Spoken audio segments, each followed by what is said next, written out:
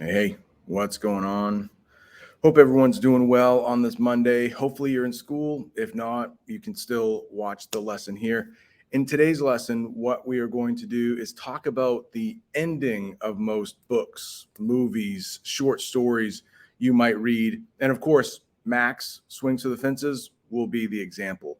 But you've probably, I know you've seen this in class, but you've probably seen this thing. We call this a plot diagram in your other English classes. This one, I'm not a huge fan of because, and you'll see this with a lot of them, it looks like that climax comes in the middle of the book or in the middle of the movie. It doesn't. It happens really towards the end. And in Max Swings for the Fences, it happens within the last couple paragraphs. So hopefully you remember from Friday, we talked about the climax of Max Swings for the Fences. Remember, it's the point where the conflict ends. So if the conflict is Max versus himself, he's the protagonist and the antagonist. Well, then the conflict ends when he resolves it, when he decides to tell the truth, because he's the one that messed it up. And if you remember, that happens right at the end. Now, we do have a little bit of a surprise at the end for some readers, maybe not all. In some classes, we talked about this, but maybe Molly was just playing the whole time, like she really knew. So for some people, like that big surprise when Molly says, "Hey, I know you've been lying the whole time," that might have almost been like a climax. But remember, climax is when the conflict officially ends. So I think him telling Molly the truth is the climax. So now we need to talk about, okay, after the climax, what happens? And in a lot of movies, it's really short. And in Max Swing to the Fences, it's extremely short. It's like maybe not even a paragraph. In fact, we are left with some questions. So in this plot diagram, we have something called the resolution and falling action. So the resolution would be the absolute end. We actually don't see that in Max Swings to the Fences. We kind of have to guess. And remember, history, like in Mr. Bim's class, history is a great way to predict the future. You use what you've learned in the past to try to predict the future. Now, as babies, I use this example all the time, we learn a lot from history. For example, let's say you touch something hot and it burns your skin. Well, you learn from history, like, hey, don't touch that thing again.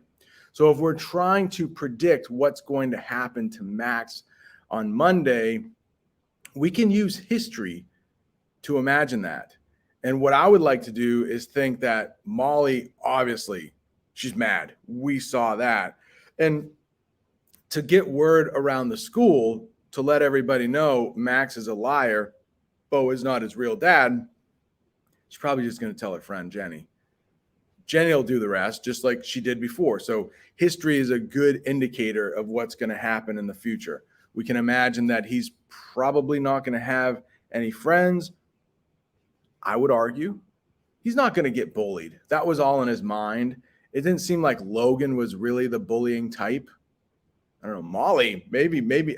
I don't know. It just seems like she's above that. Like she's just going to move on and worry about baseball. And nobody's really going to worry about Max anymore, unfortunately. But he messed up really bad.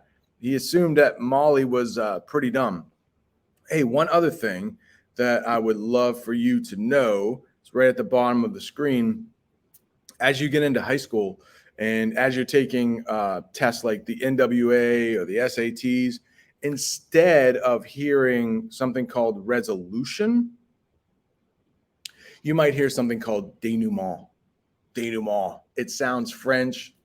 I think it comes from the French, but denouement and resolution, the same exact thing. So some teachers you have will use resolution. That's when everything wraps up. Or you might hear some teachers say denouement. I just want you to be familiar with both in case you see it on a test or something. The denouement. It's weird when you have to say that. You have to do a funny thing with your chin. DenuMaul. So for us, like the resolution, the DenuMaul, it's really not on the page. We just have to imagine what would happen. Some people like that. I heard a couple groans at the end. Some people don't. And like right when you finish the book for the first time, you may be totally confused. But for me, I've read it a few times. So it's like I was able to process it over the number of times I read it. Like, it's possible. It's plausible. That's going to be one of the words we'll talk about tomorrow. Plausible. So that's it. Just when we look at the plot diagram, just know climax should be shifted. It's not a balance. It doesn't happen in the middle.